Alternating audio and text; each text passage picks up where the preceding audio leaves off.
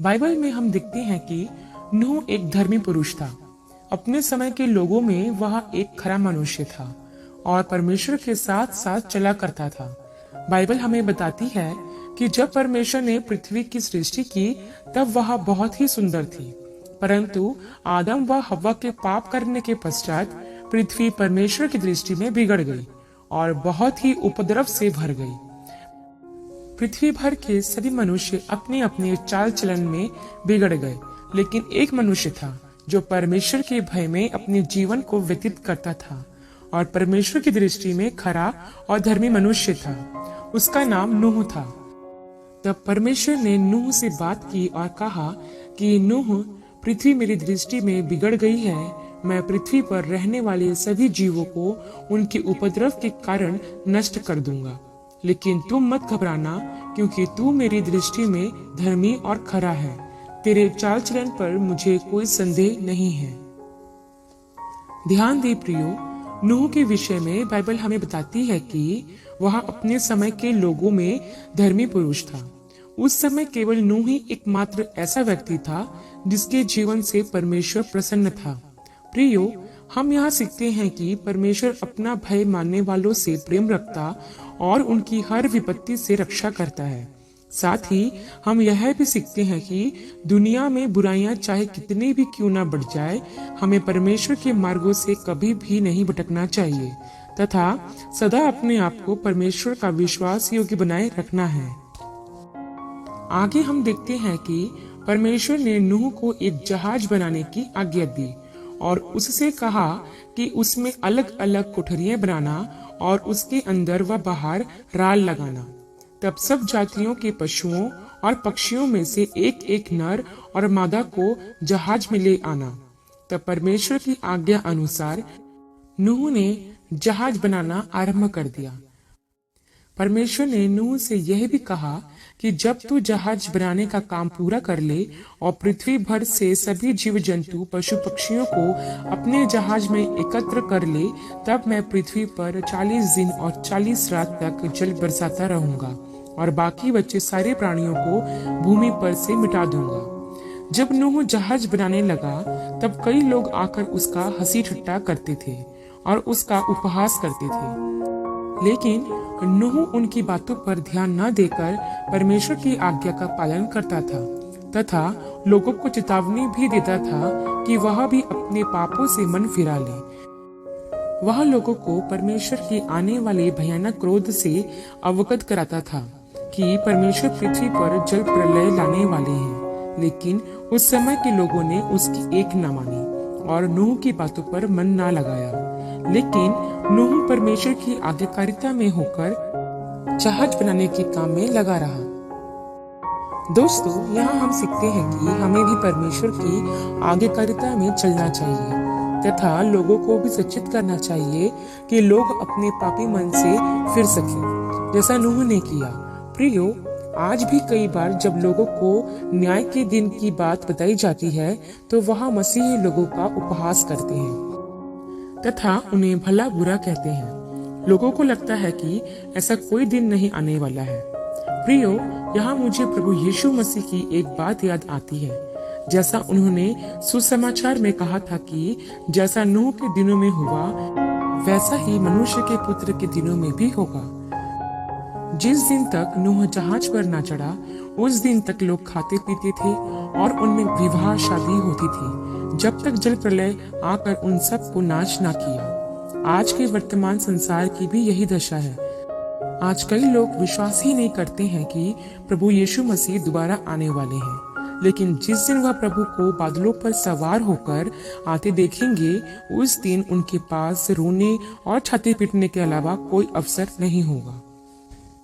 आगे देखते हैं प्रियो, जब नूह का जहाज बनकर तैयार हो गया तो परमेश्वर ने नूह से कहा कि नूह, इस जहाज में सब जातियों के शुद्ध पशुओं में से 7 जोड़े मतलब नर मादा लेना, परंतु जो शुद्ध ना हो उनमें से 2 लेना और ऐसे ही पक्षियों में से भी लेना।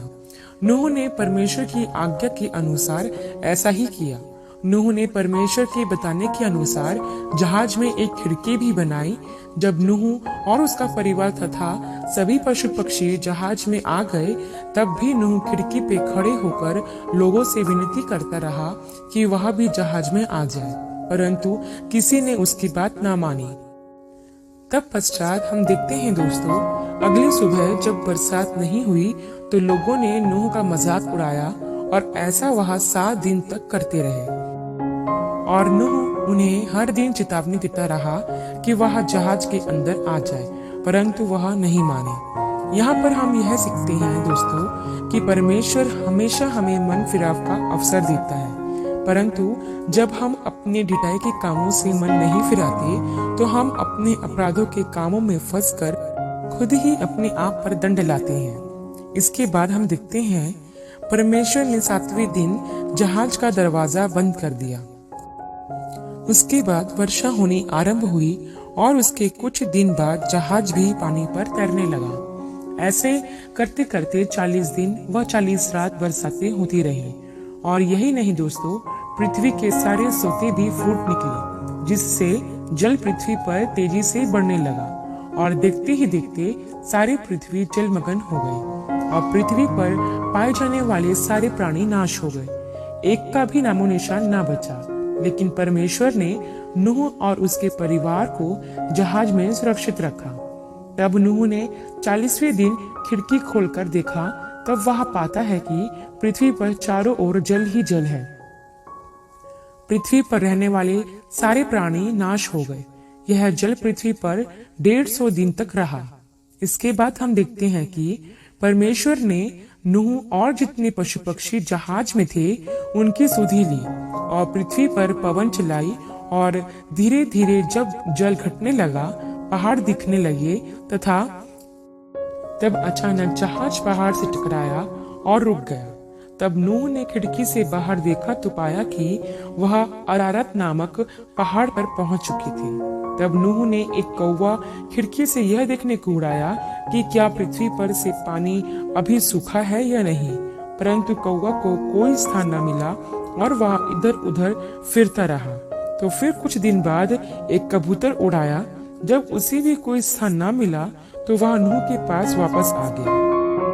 फिर नूह ने कुछ समय पश्चात उसी कबूतर को उड़ाया तो देखा कि इस बार कबूतर जैतून का एक पत्ता भी साथ लाया। तब नूह समझ गया कि जल पृथ्वी पर घट रहा है। इसके 1 सप्ताह पश्चात फिर उसी कबूतर को उड़ाया तो इस बार वह कबूतर वापस नहीं आया। तो नूह समझ गया कि पृथ्वी सूख गई है। तब नूह ने जहाज की छत खोलकर देखा तो नूह को पृथ्वी सूखी दिखाई पड़ी। इस प्रकार नूह की आयु 601 वर्ष के दूसरे महीने के 27वें दिन पृथ्वी पूरी तरह से सूख गई। तब परमेश्वर ने फिर से नूह से बात की और कहा कि अब तुम अपने परिवार सहित वह पशु पक्षी सहित जहाज से बाहर आ सकते हो। तब परमेश्वर ने कहा कि तुम सब खूब फूलो फलो और पृथ्वी भर में फैल जाओ। तब नूह ने परमेश्वर का धन्यवाद दिया और धन्यवाद करके एक वेदी बनाई तथा सब शुद्ध पशु पक्षियों में से कुछ को लेकर बलि चढ़ाई। यहाँ पर हम यह सीखते हैं कि हमें भी हमेशा परमेश्वर को उत्तम धन्यवाद बलि देना चाहिए। बचा कुचा या बेकार नहीं देना चाहिए, क्योंकि परमेश्वर भी हमें उत्तम से उत्तम पदार्थों से तृप्त करता है। नूह का यह बलिदान परमेश्वर को सुगंधित धूप सा लगा तथा परमेश्वर ने नूह से एक वाचा बांधी कि जब भी पृथ्वी पाप से भरेगी, मैं पृथ्वी को जल प्रलय से नष्ट न करूंगा। तथा परमेश्वर ने नूह और उसके परिवार को पृथ्वी के सब जीव जंतुओं पर अधिकार दिया और कहा कि यह सब तुम्हारे वश में है तथा तुम्हारा भय जीव जंतु पर बना रहेगा। तुम पृथ्वी पर फलवंत रहोगे। जो भी हरे पेड़ पौधे तुम्हें दिए गए हैं, इनका बीज व फल तुम खा सकते हो और जितने भी चलने वाले जीव हैं, यह तुम्हारा आहार होंगे, परंतु मांस को लहू के साथ ना खाना। परमेश्वर ने यहाँ यह भी कहा, जो भी मनुष्य का लहू बहाएगा, उसका भी लहू मनुष्य की ही द्वारा बहाया जाएगा। क्योंकि परमेश्वर ने मनुष्य को अपनी समानता व स्वरूप में बनाया है। इसके बाद हम देखते हैं दोस्तों कि परमेश्वर ने जो वाचा नूह और उसके परिवार के साथ तथा सभी पशु पक्षियों के साथ बांधी थी, उसका एक चिन्ह ठहरा दिया। परमेश्वर ने बादलों पर एक मेघधनुष दिखाया, जिसे आज हम रेनबो भी कहते हैं, और कहा कि यह पृथ्वी और मेरे बीच की वाचा का चिन्ह होगा। जब मैं पृथ्वी पर बादल फैलाऊंगा और बादलों में यह धनुष होगा, तो पृथ्वी के साथ किए हुए अपनी वाचा को स्मरण करूंगा, जो यह है कि मैं फिर कभी पृथ्वी को जल प्रलय से नष्ट नहीं करूंगा। तो दोस्तों, जब भी हम उस रेनबो को देखते हैं, हमें परमेश्वर के वायदे को भी उसमें दिखना चाहिए। प्रियो, परमेश्वर दयालु है, वह अपने लोगों से प्रेम रखता है, और इस कहानी में हम आज्ञा पालन को सीखते हैं कि कैसे हम आज्ञाकारिता के द्वारा आशीषों को प्राप्त कर सकते हैं, जैसे नूह को आज्ञाकारिता में बने रहने के कारण मिली थी, तथा हमें भी अपने सभी कुमार्गों से मन फिराना चाहिए। वह धर्मी जनों की बातों पर ध्यान देना चाहिए, क्योंकि परमेश्वर धर्मियों के द्वारा हम तक अपने संदेशों को पहुंचाता है, तथा हम देखते हैं कि धर्मियों पर परमेश्वर की दृष्टि सदा लगी रहती है, जैसे परमेश्वर की दृष्टि नूह पर थी। परंतु दुष्ट अपने चाल चलन के कारण विपत्ति में पड़कर मर जाता है, जैसा उस समय के मनुष्य के साथ हुआ, जिन्होंने नूह की चेतावनी सुनकर भी मन ना फिराया। तो दोस्तों, आप भी अपने चाल चलन में शुद्धता लाएं तथा परमेश्वर की आज्ञा का पालन करें तथा धर्मियों की बातों पर चित्ते लगाएं। दोस्तों, नूह की स्टोरी आप सबको कैसी लगी? आशा करती हूँ कि इस कहानी का संक्षिप्त विवरण आप सभी को समझ में आया होगा। परमेश्वर आपको अपने पवित्र आत्मा की भरपूरी से सदा भरता रहे। यदि आप चाहते हैं कि दूसरे भी इन्हें सुनकर आशीष पाएं, तो दूसरों के साथ भी इसे शेयर कर सकते हैं, क्योंकि हमारे प्रभु यीशु मसीह की यही इच्छा है। आमीन and God bless you all.